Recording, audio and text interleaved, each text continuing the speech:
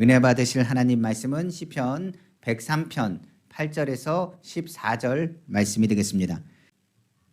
우리 다 같이 말씀을 봉독하겠습니다.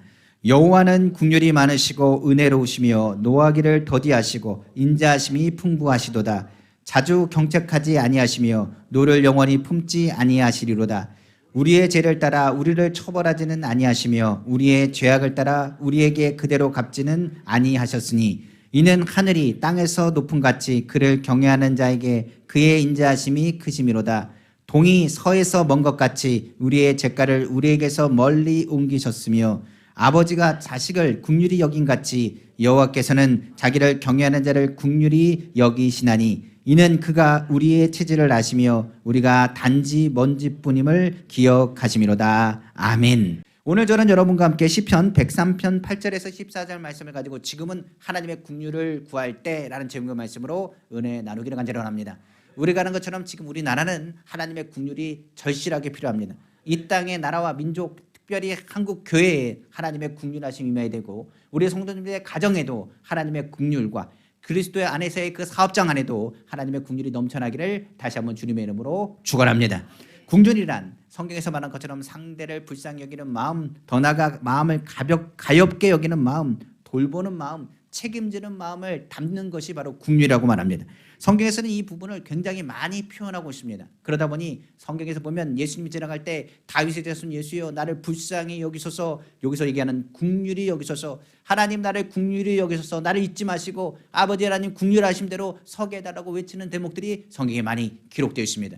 특별히 시편은 바로 긍휼함에 대한 것을 많이 표현합니다. 오늘 본문에 나온 시편 103편은 다윗의 시편이기도 하지만 여기서 빠지지 않는 단어가 있다면 하나님이여 여호와여 나를 긍휼히 여기소서, 하나님이여 주님이 긍휼히 여기셔야 내가 산다라고 고백하는 것이 다윗의 고백이요 많은 그리스도인의 종들이 외쳤던 고백인 것을 또한 성경을 통해서도 알 수 있는 것입니다. 이는 하나님의 긍휼함 없이는 우리가 살 수 없다는 것, 인류가 살아가는 모든 것은 하나님의 긍휼함 속에 있다는 것을 증거하기 때문입니다. 이를 위해서 성경은 우리에게 말합니다. 하나님의 말씀을 보라. 하나님의 긍휼함으로 쓰여진 책이 하나님의 말씀이요 주의 성경 말씀, 하나님 말씀 볼 때마다 우리는 무엇을 깨닫느냐? 하나님의 긍휼하심이 얼마나 큰지를 깨닫게 될 것이라고 성경은 말하고 있는 것입니다. 그래서 오늘 저는 하나님의 말씀을 통해서 성경에서 나오는 하나님의 긍휼하심에 대해서 살펴보고자 합니다. 그리고 우리가 하나님의 긍휼함 받은 자로서 주님의 긍휼한 마음을 또한 깨닫는 귀한 시간 되길 간절히 원합니다. 그러므로 오늘 하나님의 긍휼하심이 우리 귀한 성도 가운데 임하고 우리의 삶 가운데 임하길 원하며 긍휼하심 속에서 2025년도 승리의 발걸음 다 되기를 다시 한번 주님의 이름으로 축원합니다. 그럼 먼저 성경을 통해서 하나님의 긍휼하심을 좀 확인하여 살펴보길 원합니다. 우리가 아는 것처럼 성경은 하나님의 긍휼함을 정리한 책이라고 했습니다. 인류의 역사 역시 하나님의 긍휼함 없이는 말할 수가 없는 것이 인류의 역사라고까지 이야기할 수 있습니다. 그러다 보니 하나님의 긍휼을 말하는 성경은 크게 세 가지로 나눌 수가 있습니다. 구약에 대한 부분, 하나님의 긍휼하심을 철저하게 하나님의 사람들을 통해서 나타난 내용이요 신약의 복음서는 바로 예수 그리스도를 통하여 하나님의 긍휼함 말씀이 육신이 되어 우리 가운데 오셔서 하나님이 이처럼 우리를 사랑하신다, 그 긍휼함을 이야기하는 것이 바로 복음서의 메시지예요. 더 나아가서 신약의 이 교회 시대의 성령은 바로 하나님 안에서 은혜의 시대에 너희가 무엇을 구하고 하나님의 긍휼함을 구하고 그 긍휼함 속에 살아간다는 것을 선포하는 것이 바로 교회 시대의 성경을 통하여 우리에게 주시는 메시지라고 말할 수가 있는 것입니다. 그럼 먼저 구약에 대한 메시지를 한번 전하여 듣기 원합니다. 구약은 하나님의 긍휼함, 하나님의 사람을 통해서 하나님께서 긍휼함을 보이셨으며 이를 통하여 긍휼함의 역사를 깨닫게 하는 것이 바로 구약의 메시지라고 볼 수 있습니다. 구약의 창세기에 보시면 하나님의 사람을 창조하셨습니다. 아담을 하나님이 창조하시고 그에게 은혜와 복을 내려주셨습니다. 그러나 은혜를 망각했습니다. 그러다 보니 그는 하나님이 하지 말라는 말에 불순종하여 하나님 말씀에 불순종함으로 죄가 들어오고 죄로 인하여 그는 에덴에서 쫓겨나가게 되었습니다. 그러나 아담이 에덴에 쫓겨난 그런 와중에서도 하나님은 그에게 긍휼함을 베풀어 줬다고 성경 말합니다. 성경은 말하기를 그가 살 수 있는 터전을 주시고 그리고 그에게 나갈 때에 가죽옷을 입히셨다고 성경은 기록하고 있습니다. 바로 창세기 3장 21절입니다. 여호와 하나님이 아담과 그의 아내를 위하여 가죽옷을 지어 입히셨다라고 성경은 기록하고 있는 것입니다. 한마디로 말해서 인류는 긍휼함 속에서 시작했다고 해도 과언이 아닐 것입니다. 죄중에 의해서 죽을 수밖에 없는 우리에게 하나님은 긍휼을 베푸셔서 긍휼함 속에 살 수 있도록 하나님이 도우신 것입니다. 그런데 사람이 어떻겠습니까? 그 죄의 본성을 떠나지 못했습니다. 그 죄가 하나님의 긍휼함 속에서도 그냥 남아 있어서 그 죄가 관영하게 되었습니다. 오히려 죄에서 벗어나지 못한 인류 노아 시대에 와서는 사람이 육신이 됨이라 성경은 기록하고 있으며, 이를 통하여 하나님께서 그것을 통하여 후회하시고 사람을 물로 심판하시고자 하였다라고 성경은 기록하고 있습니다. 그럼에도 하나님은 어떻게 하시고 그 가운데 긍휼을 잊지 않으셨다라고까지 성경 기록하고 있습니다. 바로 성경 보겠습니다. 창세기 6장 5절에서 8절입니다. 여호와께서 사람의 죄악이 세상에 가득함과 그의 마음으로 생각하는 모든 계획이 항상 악할 뿐임을 보시고 땅에 사는 사람 지으심을 한탄하사 마음에 근심하시고 이르시되 내가 창조한 사람을 내가 지면에서 쓸어버리되 사람으로부터 가축과 기는 것과 공중의 새까지 그리하리라.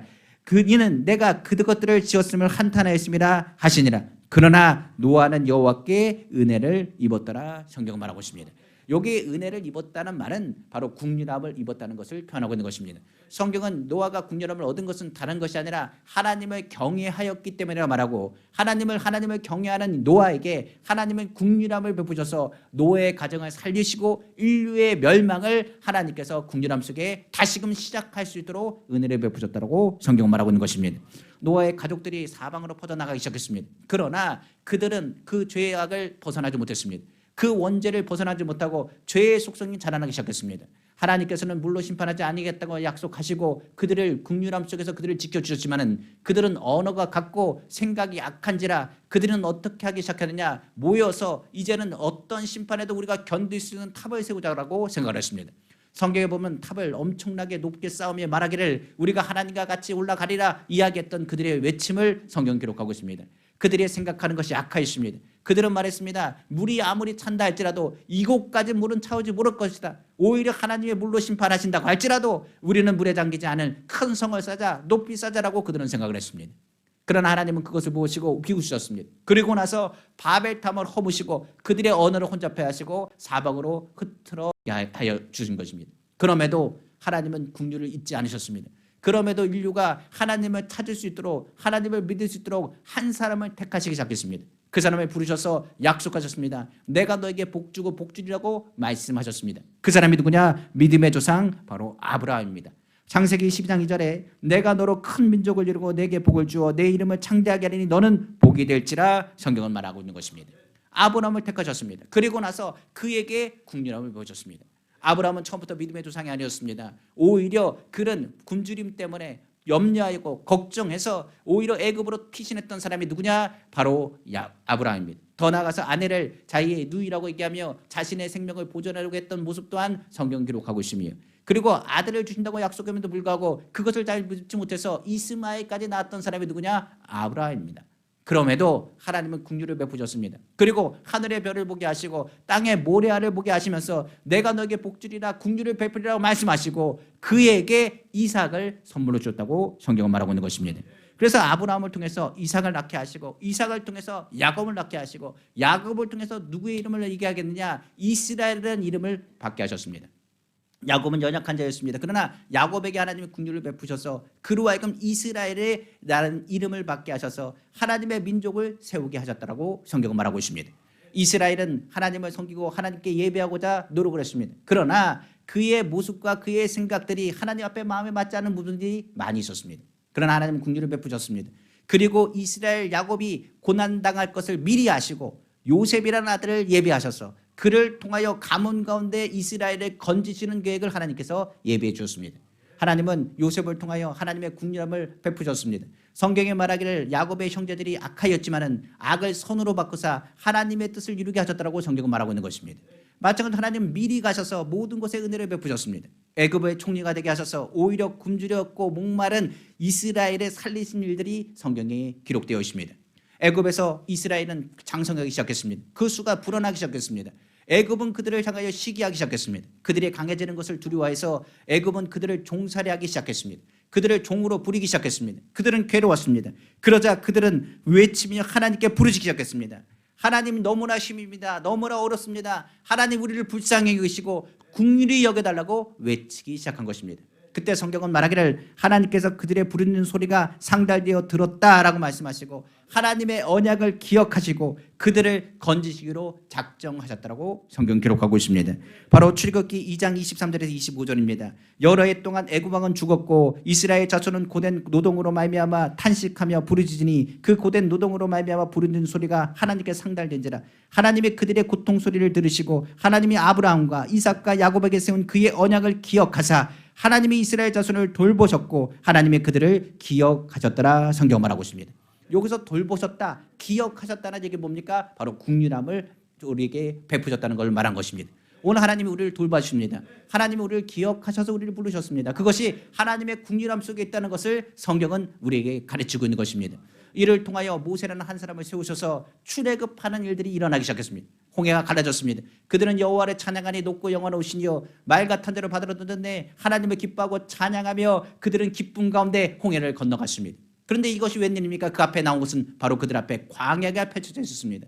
광야에는 먹을 것도 없습니다. 마실 것도 없습니다. 그리고 맹수들이 있습니다. 그리고 그 어려운 가운데 어떻게 살 것에 눈앞이 깜깜해지기 시작했습니다. 그들은 원망과 불평하며 하나님 앞에 외치기 시작했습니다. 그러나 하나님은 어떻게 하셨느냐? 그들에게 국류를 베푸셨습니다. 그들에게 신의 산에서 하나님 말씀을 주셨습니다. 생명을 공급하시기 위해서 그들을 인도하시기 위해서 불기둥과 구름 기둥으로 그들을 지키시고 보호하시기 시작했습니다.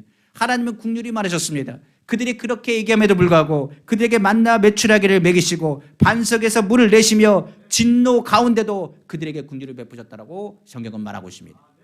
그럼에도 이스라엘은 어떻게 했습니까? 끊임없이 불평과 원망을 했습니다. 그러나 그 와중에 하나님은 진노하셔서 그를 치려고 할 순간순간마다 하나님의 종 모세가 하나님께 외쳤습니다. 하나님 우리를 불쌍히 여기셔서 그들이 알지 못합니다. 하나님 국률을 베풀어다고 외치기 시작했습니다. 하나님 진노 중에서도 모세를 통하여 그 기도를 들으시사 국률을 베푸셔서 이스라엘을 살도록 도우셨습니다. 그들은 12정탐꾼을 보냈습니다. 그러나 10명은 정탐꾼은 부정적인 말을 하기 시작했습니다. 그리고 이스라엘은 원망과 불평을 넘어 불신앙의 모습을 보이기 시작했습니다. 하나님은 가만히 있을 수가 없었습니다. 다시 한번 진노하시기 시작했습니다. 그때도 모세가 양팔 벌려 하나님께 외치기 시작했습니다. 하나님 건져주시고 구원해달라고 외치기 시작했습니다. 하나님께서는 출애굽 1세대에서 여호수아 갈렙을 제외하고 모두 이 땅에서 죽겠지만 출애굽 2세대에 대해서 국류를 베푸셔서 여호수아와 갈렙과 함께 가나안 땅에 들어가게 하셨다고 성경은 말하고 있는 것입니다. 가나안 땅에서 그들은 승리를 맛봤습니다. 하나님의 국률하심 속에 그 풍성함을 누리며 하나님을 찬양하고 예배하던 이들이 바로 이스라엘 민족입니다. 그런데 이게 웬일입니까? 가나안 땅에 왔더니 가나안 땅의 우상들이 그들 앞에 펼쳐지기 시작했습니다. 그들이 보니 하나님은 너무 멀리 계십니다. 그런데 가나안 우상들은 너무나 가까이 있었습니다. 그들은 오히려 쾌락을 즐겼으며 가나안 우상들을 받아들이기 시작했습니다. 하나님은 산의 신이고 오히려 평지의 땅, 이 땅을 지켰던 신들을 우리가 섬기기에 복을 받는다고 생각하여 그들은 우상 숭배가 시작되기 시작했습니다. 하나님은 그것을 징계하기 시작했습니다. 그리고 다른 나라를 통해서 이스라엘을 압박하며 그들을 징계하기 시작했습니다. 이스라엘은 그때 다시 외치기 시작했습니다. 하나님 우리를 불쌍히 여기시고 긍휼히 여겨주옵소서. 우리가 잘못했습니다. 하나님 우리를 건져달라고 외쳤습니다. 그때마다 하나님은 긍휼을 베푸시기 위해서 하나님의 사람들인 사사들을 택하셔서 그들로 하여금 이스라엘을 건지시는 구원의 길을 열어주셨다고 성경은 말하고 있습니다. 그들을 통하여 하나님이 어떤 분인 것을 그들을 알게 하셨습니다. 하나님의 긍휼은 끝이 없었습니다. 그들은 계속 죄를 짓고 회개하고 부르짖으면 하나님이 다시 긍휼을 베풀고 긍휼을 베풀면 다시금 그들을 향하여 용서하시며 하나님이 세워주시면 그들은 다시 얼마 되지 않아서 무너지고 연약하게 쓰러지는 그들의 모습을 성경은 기록하고 있습니다. 그들은 완악했습니다. 그럼에도 변하지 않았습니다. 그들은 또 외치기 시작했습니다. 왕을 세워달라고 이야기하기 시작했습니다. 그리고 나서 사사시대가 지나가고 하나님의 마음에 합한 자를 하나 세우셨는데 그 이름이 누구냐? 바로 다윗이었습니다. 오늘 시편 103편이 누구의 시냐? 바로 다윗이십니다. 다윗은 늘 기억하고 하나님께 구합니다. 하나님 나는 목자였습니다. 별 보는 없는 사람이었습니다. 그러나 하나님이 나에게 은혜를 베푸셨습니다. 하나님이 나에게 긍휼을 베푸셨습니다. 그래서 내가 하나님의 왕으로 하나님께서 세우셔서 하나님이 들의 감당한 것이 얼마나 감사한지 모르겠습니다. 그는 늘 주님 앞에 고백하기를 나는 하나님의 긍휼을 받은 사람이요 하나님의 위로를 받는 사람이라고 이야기했습니다. 하나님께 범죄했을 때도 하나님께 회개했던 다윗, 그가 눈물을 하나님께 회개하여 주 앞에 외쳤을 때 하나님은 그를 멸하지 아니하시고 긍휼을 베풀어 줬습니다. 나단을 통해서 하나님은 다윗을 축복하셨습니다. 그러고 말하기를 너희의 자손이 끊어지지 않을 것이며 내가 약속한 바 너를 통하여 하나님께서 영광을 받으실 것이라 너를 통하여 하나님께서 예비된 자를 보낼 것이라고 약속하셨던 것입니다. 다윗이 그 범죄했을 때 하나님의 국률 없이는 다윗은 살 수가 없었습니다. 그러나 하나님께서 그에게 국률을 베푸시고 다시금 주 앞에 설 수 있도록 은혜를 베푸셨다고 성경은 말합니다. 그러다 보니 밧세바로 인하여 범죄했던 그의 모든 죄를 하나님 용서하실 뿐만 아니라 밧세바의 자식인 솔로몬을 하나님께서는 왕으로 세우셨습니다. 그리고 솔로몬을 통해서 하나님은 무엇을 짓게 하셨느냐? 하나님이 받으시는 성전을 짓게 하셨다고 성경은 말합니다. 그래서 하나님의 성전 시대가 열리기 시작했습니다. 많은 사람들이 하나님의 성전을 향하여 기도하면 하나님께서 그 기도를 들으신다고 말했습니다. 하나님께서 주의 성전에 모여 너희가 부르짖어 기도하면 내 눈과 내 귀가 그 가운데 있으며 내가 부르짖을 때마다 내가 긍휼을 베푸실 거라고 말씀하셨습니다. 전쟁 가운데 내가 긍휼을 베풀 것이며 너희가 전염병 가운데 긍휼을 베풀 것이며 환난 가운데 내가 너를 긍휼을 베풀어 너희를 살게 할 것이라고 약속하신 것입니다. 많은 이들이 주의 성전에 나와 번제를 드리고 예배를 드리며 하나님의 긍휼함을 얻고 기쁨으로 돌아갔다라고 성경은 말하고 있습니다. 그런데 솔로몬 왕국이 하나님의 예루살렘 성전이 우상을 섬기게 되면서 무너지는 위기가 닥치게 된 것입니다. 솔로몬이 범죄했습니다. 하나님을 섬겨야 되는데 우상을 겸하여 섬기기 시작했습니다. 오히려 천명의 첩자들과 함께 오히려 세상에 묻어져서 오히려 하나님을 찾지 않기 시작했습니다. 하나님은 진노하셨습니다. 그러나 그런 위기 가운데도 하나님은 누굴 생각하사 다윗을 생각하사 긍휼을 베푸셨다라고 성경 기록하고 있습니다. 이스라엘은 긍휼을 받았습니다. 다만 그가 잘못한 것으로 인하여 그 나라는 쪼개지고 말았습니다. 우리가 아는 것처럼 남유다와 북이스라엘로 나눠지게 된 것입니다. 이제 분열된 그 나라들이 하나님을 섬기고 믿음으로 나아갈 때는 하나님은 건져주었습니다. 그러나 북이스라엘은 하나님을 섬기지 않았습니다. 오히려 우상을 섬기고 하나님의 종들을 잡기에 오히려 혈안이 됐던 민족이 북이스라엘이었습니다. 남유다는 그래도 선한 왕이 있었습니다. 하나님을 섬기고 예배하는 사람들이 하나님 앞에 나왔습니다. 히스기야 왕 같은 경우는 하나님의 국률함을 구했습니다. 하나님 아수르의 공격에서 하나님 국률을 베푸시고 건져달라고 외쳤을 때 하나님께서 그 성전에서 그 기도를 들으시고 그를 건지셨다라고 성경 기록하고 있는 것입니다. 그러나 그들은 하나님의 은혜와 국률함 속에서도 타락과 우상 숭배는 끊어지지 않았습니다. 결국 심판과 징계를 벗어날 수 없는 상황까지 놓이게 되었습니다. 그때마다 하나님은 국률의 메시지를 누구를 통해서 하나님의 선지자를 통해서 외치게 하셨습니다. 많은 선지자들이 이렇게 얘기했습니다. 하나님께 돌아오십시오. 하나님의 국률을 받아야 됩니다. 이 나라는 멸망할 수밖에 없습니다. 이렇게 따지면 안 됩니다. 그 진노 가운데 하나님의 국률을 구하라고 외치기 시작한 것입니다. 성경의 하박국의 외침이 바로 이런 외침입니다. 하박국 3장 2절에 여호와여 내가 주께 대한 소문을 듣고 놀랐나이다. 여호와여 주는 주의 일을 수년 내에 부응하게 하옵소서. 이 수년 내에 나타내시옵소서. 진노 중에서라도 국률을 잊지 마옵소서 외치기 시작한 것입니다. 나라에 무너지는 그런 상황 속에서 하나님의 국률을 구한 것입니다. 지금 이 나라가 무엇을 구해야 되느냐? 하나님의 국률을 구해야 됩니다.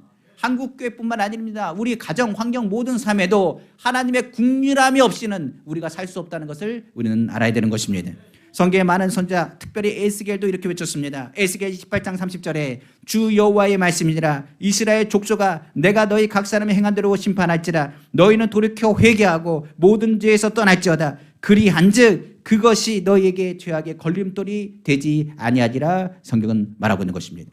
죄가 하나님의 국률을 막기 시작하자 에스겔을 통해서 하나님 선포하게 했습니다. 그 죄에서 벗어나 하나님의 국률을 다시 구할 것에 대한 것을 외친 것입니다.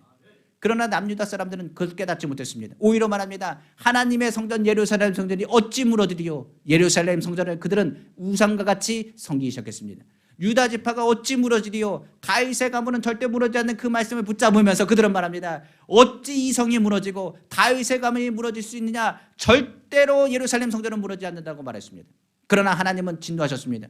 예루살렘 성전을 떠나셨습니다. 그리고 예루살렘 성전은 587년에 바벨론에 의해서 완전히 무너지게 됐다고 성경 기록하고 있습니다. 그들의 처참한 그 고통, 그 괴로움 가운데 하나님은 그럼에도 불구하고 하나님의 종들을 세우셔서 국률함의 메시지를 전하게 하셨습니다. 하나님의 심판으로 끝난 것이 하나님의 메시지가 아닙니다. 심판 가운데 하나님의 국률함이 있다는 것이 바로 주님의 메시지가 되는 것입니다. 그래서 많은 종들은 얘기했습니다. 회개하십시오. 하나님 말씀으로 회복하시면 하나님께서 여러분들 다시 건져주실 것입니다. 다시 회복해 주실 것이라는 약속을 주신 것입니다. 예레미야에게도 동일하게 말합니다. 바벨론에 의해서 너희가 무너질지 모르겠지만 하나님께 다시 돌아오라. 하나님께서 너희가 모든 죄악과 어려움 가운데 긍휼을 베푸셔서 다시 예루살렘으로 돌아오게 하리라고 예언했던 것입니다. 이스라엘의 많은 남유다 사람들은 사방으로 흩어졌겠습니다. 그 나라 그들의 마음 가운데는 하나님의 긍휼하심과 하나님의 말씀으로 가득 차 있었습니다. 그들은 주의 말씀을 들었습니다. 성전이 회복될 것과 메시아에 대한 메시지를 그들의 마음 가운데 두기 시작한 것입니다. 바벨론 포로기에 끌려갔던 다니엘, 그런 사람들은 오히려 믿음의 사람으로 성경 기록하고 있습니다. 오히려 성경은 말하기를 이방 각지에 떨어져 나가며 그들은 종로로 타는 것 같이 보였지만 오히려 그 자리에서 하나님의 영광을 선포하며 하나님의 국률함을 구하는 메시지를 전하기 시작했습니다. 하나님은 우리의 민족을 버리지 않습니다. 하나님은 기도하는 사람을 버리지 않습니다. 다니엘의 기도가 하늘에 상달되었고 성경은 말하기를 그를 하늘의 별과 같이 사용하셨다라고 성경은 기록하고 있습니다. 그는 이방의 총리가 되어 하나님이 하나님됨을 나타내며 이스라엘이 회복될 것을 선포하기 시작했습니다. 예레미야에 예언한 것처럼 포로기에 돌아온 많은 이들이 성경은 기록되어 있습니다. 느헤미야 같은 사람은 성전 건축을 해서 돌아오기 시작했습니다. 에스라 같은 사람은 하나님의 말씀을 통하여 붕괴가 이루어지고 하나님의 말씀의 회복을 선포하기 시작했습니다. 주님 앞에 돌아오시면 여러분들의 그 마음의 상태를 하나님께서 회복하시고 여러분들을 다시금 회복하실 것이라는 선포와 함께 그들은 희망과 용기를 갖기 시작했습니다. 그들은 하나님 말씀대로 살겠다고 다짐합니다. 그들은 주의 말씀에 순종하여 살기로 다짐하고 결심하기 시작했다고 성경은 말합니다. 그때 등장한 사람들이 누구냐? 바로 바리새인입니다. 바리새인들은 처음에는 어떻게 했느냐? 하나님의 말씀만이 우리를 건진다. 여호와 하나님은 단 한 분이시다. 우리가 하나님의 말씀대로 순종하자. 오직 주님을 따르자라고 그들은 외치기 시작했습니다. 그런데 문제가 되는 것이 여기 있습니다. 그들은 율법에 대한 건 들었지만 하나님의 마음을 깨닫지 못했습니다. 율법을 통해서 하나님의 마음을 깨달아야 되는데 율법을 통해서 하나님의 마음을 깨닫는 것이 아니라 오히려 율법을 지킴을 통해서 자신의 의를 드러내기 시작했습니다. 그리고 자신의 의를 드러나기 위해서 오히려 많은 이들을 뭐하기 시작했느냐? 그때로부터 정죄하기 시작한 것입니다. 하나님은 그들에게 말합니다. 내 마음은 어떤 마음이라? 내가 너희를 끊임없이 용서하고 긍휼을 베푸는 마음인데 너희는 율법을 가지고 하나님의 긍휼하심을 깨닫는 것이 아니라 오히려 율법을 통해서 사람들을 정죄하니 이게 무슨 일이냐고 주님이 말씀하신 것입니다. 신앙생활도 똑같습니다. 우리가 율법에 파묻혀져 버리게 되면 하나님의 마음을 깨닫지 못하게 되면 사람이 어떻게 되느냐? 다른 사람을 판단하고 정죄하기 시작합니다. 신앙생활도 그렇습니다. 먼저 된 자가 왜 나중된 줄 아십니까? 왜 나중된 자가 먼저 되는 줄 아십니까? 먼저 된 자가 율법에 사무쳐서 바리새인 같은 신앙생활을 하기 시작하면 형식적인 신앙생활이라 오히려 너는 잘못했다. 너가 그게 문제다라고 얘기하며 하나님이 너에게 진노하신다고 심판하신다고 그 입술 통해서 저주하니 이것을 하나님이 기뻐하실 리가 없습니다. 하나님이 우리에게 뭘 베푸셨는데 성경은 말합니다. 긍휼을 베푸셨는데 그 긍휼함을 깨닫지 못하기 때문에 그렇습니다. 그래서 말라기에서는 이렇게 말합니다. 너희는 여호와의 무엇을 하라? 아버지의 마음을 깨달아 하려고 말하고 있는 것입니다. 주님이 왜 율법을 만들었습니까? 하나님이 그들을 건지기 위해서 율법이나 하나님의 말씀을 만든 것입니다. 우리가 성경을 보면 알지 않습니까? 율법을 보면 우리가 뭐라는 깨닫는 것, 죄인인 걸 깨닫습니다. 그리고 죄에서 자유로울 영혼이 없다는 걸 말합니다. 그리고 이 죄 때문에 우리가 구원받거나 우리가 하나님의 긍휼을 받지 못하는 걸 우리는 깨닫습니다. 그러나 하나님께서 우리를 긍휼함으로 베푸셨다는 걸 또한 무엇을 하느냐? 죄인된 우리를 사랑하셔서 하나님의 사람들을 보내 건지신 것, 그것이 하나님의 긍휼함의 표현인 것을 성경을 통해서 우리를 알게 하신 것입니다.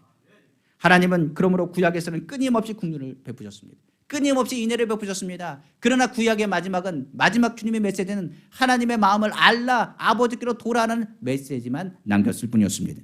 그 긍휼함을 깨닫게 하기 위해서 하나님은 이제 작정하고 죄의 문제의 그 모든 근원을 정리하기 시작했습니다. 이를 위해서 그 아들 예수 그리스도를 우리에게 보내신 것입니다. 성경은 말하기를 하나님이 세상을 이처럼 사랑하사 독생자 예수 그리스도를 우리에게 보내셨다고 말하고 신약 복음서에서 예수님을 통하여 하나님의 긍휼하심을 친히 보이시기로 작정하셨습니다.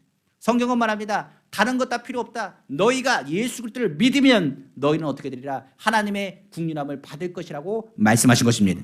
이는 말씀이 육신이 되어 이 땅에 오셨기 때문이라고 말하고 예수님이 이 땅에 공생이 어떻게 본격적으로 하신 메시지가 하나님의 긍휼에 대한 메시지였습니다. 그가 선포한 메시지의 3대 메시지였습니다. 첫 번째, 회개하고 천국이 가까웠다는 얘기였습니다. 한마디로 말하면 너희가 회개하라. 천국이 가까웠다. 죄인을 부르러 왔다. 나는 의인을 부르러 온 것이 아니라 죄인을 부르러 왔다. 그러므로 너희가 회개하고 주 앞에 나아가면 너희가 하나님의 긍휼함을 받을 것이며 천국 복음을 전하되 주님의 국림과 은혜를 너희가 누리게 될 것이라고 누굴 통해서요? 예수 그리스도는 복음을 통하여 선포하신 것입니다. 더 나아가 예수님은 병든 자를 치료하셨습니다. 성경은 치료하실 때마다 언제나 국률한 마음을 보고 다가가셨습니다. 다윗의 자손 예수여 나를 불쌍히 여기소서 하면 그 발걸음을 가다 멈추시고 뒤로 돌아가 그를 치료하셨습니다. 성경은 말합니다. 예수 그리스도 찾아오는 많은 이들을 모두를 다 치료하셨다라고 성경 기록하고 있습니다.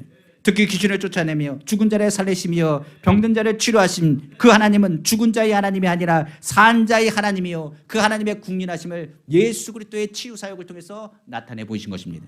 예수님은 또한 가르치셨습니다. 국률함에 대해서 가르치셨습니다. 기도와 말씀에 대해서 비유를 드시고 하나님의 국률하심이 어떤 것을 가르치셨습니다. 그러고 말하기를 하나님은 제사를 원하는 것이 아니라 국률하심을 원한다라고 그들에게 직접적으로 말씀하셨습니다. 그러니까 그들의 마음이 완악하여 하나님을 만나지 못하고 그리스도의 사랑을 깨닫지 못하니 그들은 하나님의 국률함을 알 턱이 없었습니다. 그러나 예수님은 눈물을요 새벽 미명의 시간에 기도하시고 성령 안에서 하나님의 국률함을 가지고 나아가기 시작했습니다. 예수님이 가는 곳마다 국률함을 구하는 사람들이었고 그 국률함 구하는 사람들을 주님은 외면하지 아니하시고 다가가셨습니다. 그들 가운데 하나님 나라가 임하리라 선포하셨던 것입니다. 예수님을 믿고 따르는 사람은 국률함을 깨닫기 시작했습니다. 그러나 대부분의 많은 사람들은 하나님의 국률함을 깨닫지 못했다라고 말합니다. 오히려 예수님이 죄인들과 따르는 것이 못마땅했습니다. 육신의 가족들은 예수님을 향하여 뭐라고 얘기했느냐? 그가 미쳤다라고 이야기했습니다. 예수님의 국률함을 통해서 안식일에 예수 그리스도가 병든 자를 치료한다고 말하니 율법학자들은 말합니다. 그 예수 그리스도가 하나님 일을 하는 것이 아니라 오히려 주의 말씀을 어긴다라고 얘기했습니다. 국률을 베푸신 예수님을 향하여 그들은 말합니다. 귀신의 왕에 신입어서 이런 능력을 행한다고 말하며 성령 사역까지 부인했다라고 이야기합니다. 중풍병자를 치료할 때 중풍병자를 향하여 예수님은 어떤 마음을 가지고 국률이 여기는 마음을 가지고 그들에게 다가 믿음 안에서 그들을 치료하고 그의 죄를 사하셨다라고 선포하셨습니다. 예수님 그 죄를 사하신다는 그 가르침을 향하여 예수님을 보고 서기관과 율법학자들은 바로 신성모독이라 하여 악한 생각을 품고 예수 그리스도를 시기하여 미워 죽이려고 했다라고 성경은 기록하고 있습니다. 그들에게는 뭐가 없었다고요? 국률한 마음이 없습니다. 그들이 환자가 된 것은 그들의 죄 때문이라 그들의 중풍병에 걸린 것은 그의 죄 때문에 말하며 정죄하게 앞장섰지 절대적인 국률한 마음은 그들에게 없었다고 말합니다. 그러나 예수님은 하나님의 국률함을 끊임없이 전하셨습니다. 너희가 죄 있는 자가 그를 치라하며 가늠한 여인을 건져주셨습니다. 죄인을 부르러 오셨다고 말하며 병든 자를 치료하셨습니다. 그러면 그럴수록 더욱 예수님을 시기하여 미워하여 예수 그리스도를 죽여야겠다고 그들은 결심하고 결단하기 시작합니다. 그리고 예수님은 어떻게 했습니까? 예수님을 십자가에 매달아 죽게 하였습니다. 성경은 기록합니다. 예수님이 죽으셨을 때 분명 하나님은 진노하셨습니다. 그런데 예수님은 하나님이 원하시는 화목제물, 속죄제물에 되어서 하나님의 진노를 뭘로 바꾸느냐? 주와 하나님 안에서의 화목으로 바꾸셨다라고 성경 기록하고 있습니다. 예수님은 우리의 뭐가 되셨다? 화목제물이 되셨다. 이것이 바로 하나님의 최고의 국률의 선포가 되었다라고 성경은 기록하고 있습니다. 그래서 그가 징계를 받음으로 우리는 평안을 누렸으며 그가 채찍에 맞으고 우리가 나음을 입었음을 선포하게 되는 것입니다. 그래서 예수님을 믿는다는 것은 우리가 하나님의 국률을 받는다는 것을 의미합니다. 지금 예수 그리스도를 믿는 이때가 하나님의 국률을 받는 은혜의 때라는 것을 기억하시기를 주님의 이름으로 축원합니다. 그러므로 하나님의 국률, 예수 그리스도의 그 사랑이 오늘날에 전파되고 있습니다. 누굴 통해서요? 교회를 통해서 누구 안에서 성령 안에서 전해지게 된 것입니다. 그래서 오늘날 예수 그리스도는 우리에게 하나님을 믿고 예수 그리스도를 믿고 주의 이름을 부르짖는 자를 국률을 베푸셔서 누굴 보내사 성령을 보내사 우리가 깨달을 수 없는 하나님의 마음을 깨닫게 하셨습니다. 성령은 하나님의 깊은 곳까지 통달하신다고 했습니다. 그러므로 주의 마음을 누굴 통하여 예수 그리스도의 십자가 보혈로 씻고 국률을 받은 사람은 성령이 가운데 내주하게 하심으로 성령을 통하여 하나님의 말씀과 하나님의 계획하신 것을 깨닫게 하신 것입니다. 그래서 성경의 마지막 계시록에서는 바로 교회와 귀한 성도들을 잊지 아니하신 주님의 마음, 국률함 속에서 내가 너희를 잊지 않고 다시 오리라는 메시지를 선포하게 되는 것입니다. 성경 마지막에 그래서 이렇게 얘기합니다. 마라나타 아멘 주 예수여 어서 오시옵소서. 주님이 오실 것을 기다립니다. 이 땅 가운데 주님의 국률함을 베푸시고 진노 중에서도 믿음의 사람들을 건져달라고 외치는 메시지가 바로 요한계시록의 마무리에 나타나게 된 것입니다. 성경은 이처럼 구약에서부터 계시록까지 모든 내용이 하나님의 국률함이 시작입니다. 바로 국률함을 누굴 통해서? 예수 그리스도를 통해서 선포하게 하신 것입니다.